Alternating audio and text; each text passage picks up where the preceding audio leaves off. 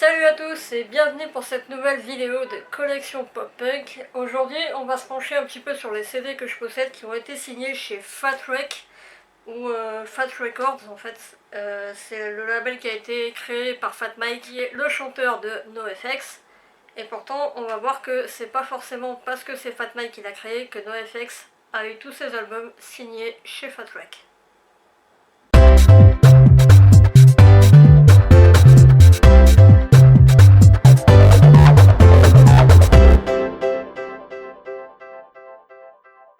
Alors, dans ma collection, on commence avec les albums du groupe Banner Pilot. Alors celui-là, je crois que c'est leur deuxième, donc c'est Collapser. Il a été signé en 2009, il y a déjà 10 ans. On a le suivant qui a été signé en 2011, donc c'est Heartbeats Pacific. Ensuite, on a le Borders et Boundaries de Les Jack, qui sont de grands amis des NoFX. Il date de 2001 celui-là. Ensuite on a le Duck and Cover des McCaddies. Donc celui-là il est assez vieux je crois. Là on n'a pas la date. Je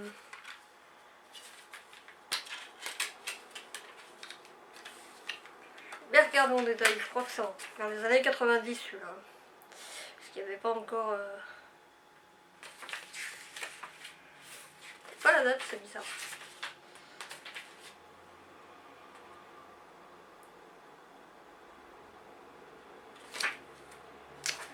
Pas du tout la date.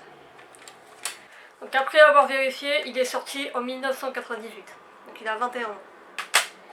Ensuite, on a l'album des Me First and the Gimme Gimmes, qui sont là aussi des amis de Fat Mike, bien sûr. Celui-là, c'est Take a Break. Et il est sorti en 2003. Donc celui-là aussi commence à dater un petit peu. J'aime beaucoup cet album d'ailleurs. Je pense que c'est un peu leur meilleur album de covers. Ensuite on a les Américains de None More Black. Je crois qu'il n'existe plus ce groupe. Ils ont fait un ou deux albums, je suis pas sûre. Hein. Je suis pas sûre de ce que je dis mais je crois qu'ils n'existent plus. Et cet album il est sorti en 2005 si je me trompe pas, 2006. Ouais. Et je les ai découverts avec leur single Under My Feet, que je vous conseille d'écouter d'ailleurs, elle est très très bien. Ensuite on passe à un groupe, et pas des moindres, qui est No Use for a Name. Donc en fait c'est simple, toute leur discographie a été signée chez Fat Wreck. Donc là on a par exemple The Daily Ground qui est sorti en... je ne sais pas...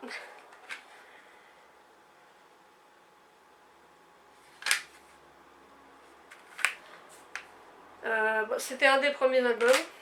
Ensuite on a eu Making Friends, celui-là il date de... il n'y a pas de date non plus. D'accord. Donc ça c'était avant les années 2000 aussi je crois, donc 97 ou 98 celui-là. Ensuite on a eu le Late Chicken Carne. Voilà, toujours chez Fat Wreck bien sûr. Et toujours pas de date non plus. Ça doit être pareil, hein, ça doit être un peu dans la même zone, hein, avant les années 2000. Après on a eu le Hard Rock Bottom.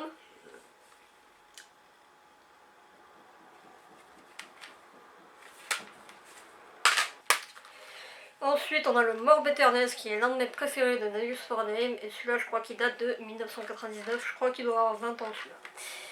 Après ils ont également fait un live, donc c'est No Use for a Name Live in a Live.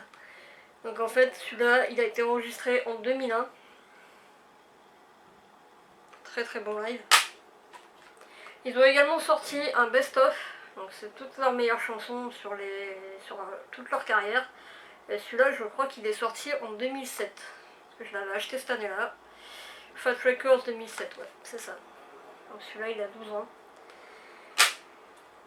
Et ils ont également sorti leur dernier album, Keep Them Confused. C'est leur dernier parce qu'après Tony Sly est mort. Il est sorti en 2005, donc c'était avant le best-of.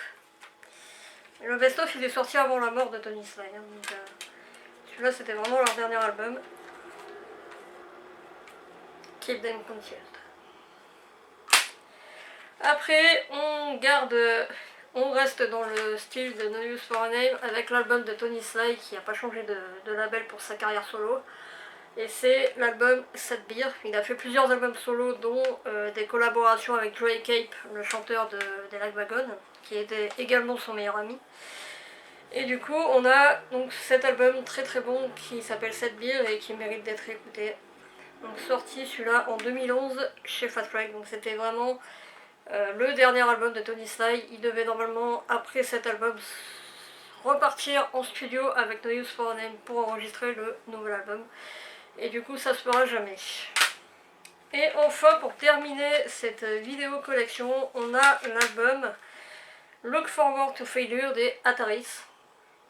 Ça, c'est un très vieil album aussi qui est sorti il y a assez longtemps. Hein. La boîte elle est noire, donc ça, c'est un signe que c'est un vieil album. C'est un des premiers, je crois d'ailleurs. Pour vous dire, il n'y a même pas les paroles dedans, donc c'est vraiment un vieil album. Donc cet album il a été signé chez Fat Wreck avec l'accord de Kung Fu Records. En fait, Kung Fu c'est un autre label chez qui ils ont signé tous leurs autres albums. Et je crois que c'est même un EP en fait, c'est même pas un album parce qu'il y a que 1, 2, 3, 4, 5, 6, 7 titres. Je crois que c'est un EP ça, c'est pas un album. Enfin bref, il est sorti dans les années 90, c'est une certitude. Voilà donc pour cette vidéo de collection pop-punk, j'espère qu'elle vous aura plu. Et pour la prochaine vidéo, on verra les CD que je possède qui ont été signés chez Hopeless et chez Fearless. Donc c'est des albums forcément pop-punk, mais un peu emo aussi, il n'y aura pas que pop-punk. Et j'en possède un certain nombre, donc c'est à voir. N'oubliez pas comme d'habitude le pouce bleu et l'abonnement si c'est pas déjà fait. On se retrouve samedi pour une vidéo sur Avril Lavigne et mercredi prochain pour une nouvelle vidéo pop-punk. Ciao!